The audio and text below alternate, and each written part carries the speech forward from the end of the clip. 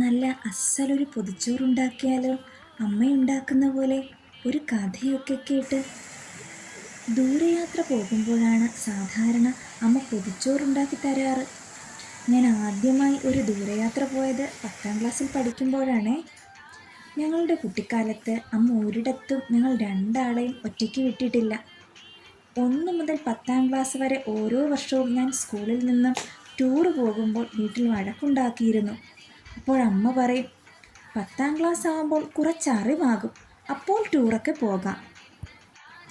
അങ്ങനെ മഴ കാത്തിരിക്കുന്ന വേഴാമ്പലിനെ പോലെ ഞാൻ ഓരോ ദിവസവും എണ്ണിയിരുന്നു. അവസാനം ഞാൻ 10ാം ക്ലാസ്സിലെത്തി. സ്കൂളിൽ നിന്നും ടൂറ് പോകാനുള്ള കുട്ടികളുടെ പേര് ടീച്ചറിനെ ഏൽപ്പിക്കുന്ന സമയവും വന്നെത്തി. ഞാൻ പതിവ് പോലെ വീട്ടിൽ അച്ഛനോടും അമ്മയോടും വഴക്കുണ്ടാക്കി. ആദ്യമൊക്കെ രണ്ടാളും കടുംപിടുത്തം കാട്ടിയെങ്കിലും എൻ്റെ വാശിക്കും പിണക്കത്തിനും മുൻപിൽ അവരങ്ങ് തോറ്റു തന്നു.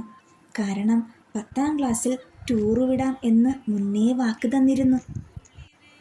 ആദ്യമായി ദൂരയാത്ര പോകുന്നത് കൊണ്ട് അമ്മ എനിക്കായി ഒരു പൊതിച്ചോറുണ്ടാക്കി. തലേ ദിവസം വൈകുന്നേരം തന്നെ ഞങ്ങൾ രണ്ടാളെയും കൂട്ടി അമ്മ വയലിലേക്ക് പോയി.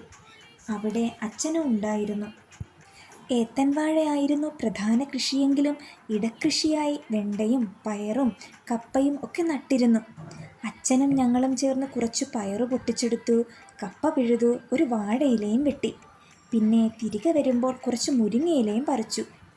അമ്മ മീൻകാരൻ്റെ കയ്യിൽ നിന്നും മീൻ നേരത്തെ വാങ്ങിയിരുന്നു.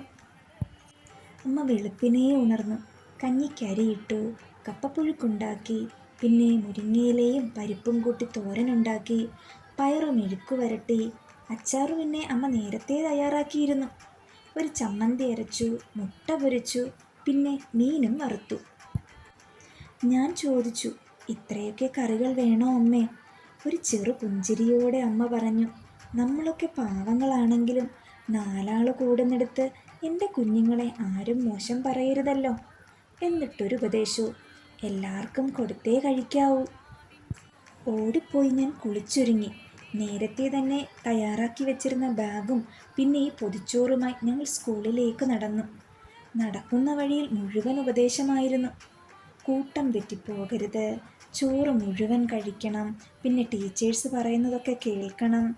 അച്ഛനും അമ്മയും എൻ്റെ പൊന്നാങ്ങളയും ഞങ്ങളുടെ ചിപ്പിപ്പൂച്ചയും ചേർന്നാണ് എന്നെ സ്കൂളിൽ നിന്നും യാത്രയാക്കിയത്.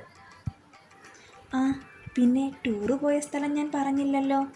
മൂന്നാർ, മധുര മീനാക്ഷി ക്ഷേത്രം, തേക്കടി ബോട്ടിങ്ങിന് പോയി, മലമ്പുഴ ഡാം, അങ്ങനെ നീണ്ടു പോകുന്നു. ടൂറിസ്റ്റ് ബസ്സിൽ ഞങ്ങൾ ആടിയും പാടിയും ചിരിച്ചും കളിച്ചുമായിരുന്നു യാത്ര.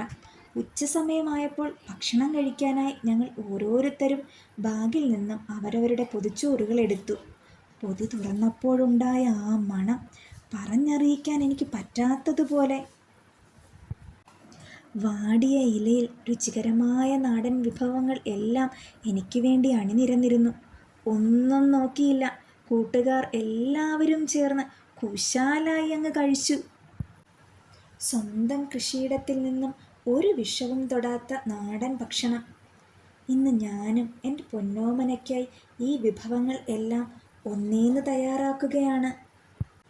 അരിയിട്ടു, കപ്പ ചെറിയ കഷ്ണങ്ങളാക്കി വേവിച്ചു, അതിൽ തേങ്ങയും ജീരകവും വെളുത്തുള്ളിയും പച്ചമുളകും ചേർത്തരച്ച് കപ്പപ്പുഴുക്കുണ്ടാക്കി.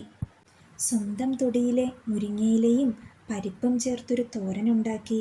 ഒരു ചമ്മന്തി അരച്ചു, മുട്ട പൊരിച്ചു, മീൻ വറുത്തു, പയറ് മെഴുക്ക് വരട്ടി വെച്ചു.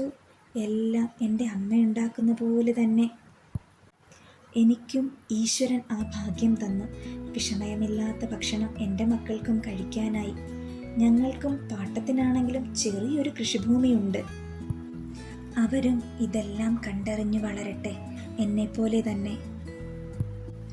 എൻ്റെ പൊന്നോമനയും അറിയട്ടെ സ്നേഹം നിറഞ്ഞ പൊതിച്ചോറിൻ്റെ ഈ അസ്സൽ രുചി. അപ്പോൾ മറ്റൊരു കഥയുമായി നാളെ.